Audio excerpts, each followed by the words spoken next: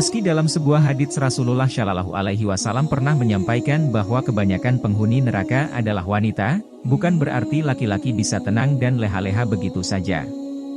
Ada 4 golongan laki-laki yang akan masuk neraka akibat tidak bertanggung jawab kepada wanita. Maka berhati-hatilah, penuhilah hak-hak wanita dan Allah Subhanahu wa Ta'ala akan meridaimu. Inilah golongan laki-laki yang akan masuk neraka, sebagai berikut. Pertama, seorang ayah.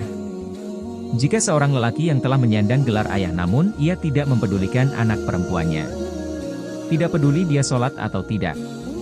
Tak peduli dia bisa ngaji atau tidak. Tidak peduli dia menutup aurat atau tidak. Tidak peduli mau belajar agama atau tidak.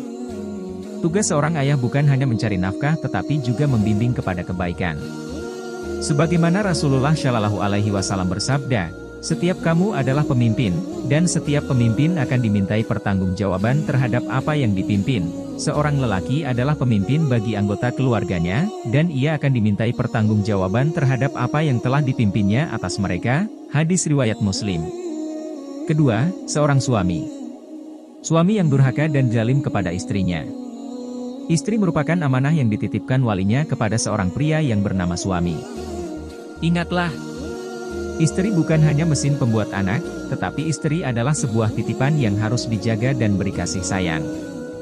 Allah Subhanahu wa Ta'ala berfirman, dan bergaullah dengan mereka secara baik. Kemudian bila kamu tidak menyukai mereka, maka bersabarlah karena mungkin kamu tidak menyukai sesuatu, padahal Allah menjadikan kepadanya kebaikan yang banyak. Quran Surah An-Nisa, 19. Ketiga, saudara laki-laki. Sebab jika ayahnya telah tiada, tanggung jawab menjaga seorang wanita adalah saudara lelakinya.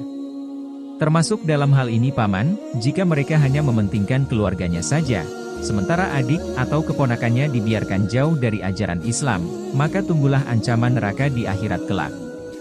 Keempat, anak laki-laki. Sebab anak laki-laki wajib menafkahi istri dan anaknya, dan juga wajib memperhatikan nasib ibu kandungnya. Jika ibunya tidak mampu, maka kewajiban nafkahnya juga menjadi tanggung jawabnya. Dan celakalah bagi anak laki-laki yang durhaka kepada kedua orang tuanya. Sebagaimana sabda Rasulullah Shallallahu Alaihi Wasallam. Seorang laki-laki datang kepada Rasulullah lalu bertanya, "Wahai Rasulullah, siapakah orang yang paling berhak aku hormati?" Sabdanya, "Ibumu." Ia lalu bertanya, "Kemudian siapa?" Sabdanya, "Ibumu." "Kemudian siapa lagi?" Sabdanya, "Ibumu." "Kemudian siapa lagi?" Sabdanya, "Ayahmu." Hadis riwayat Muslim.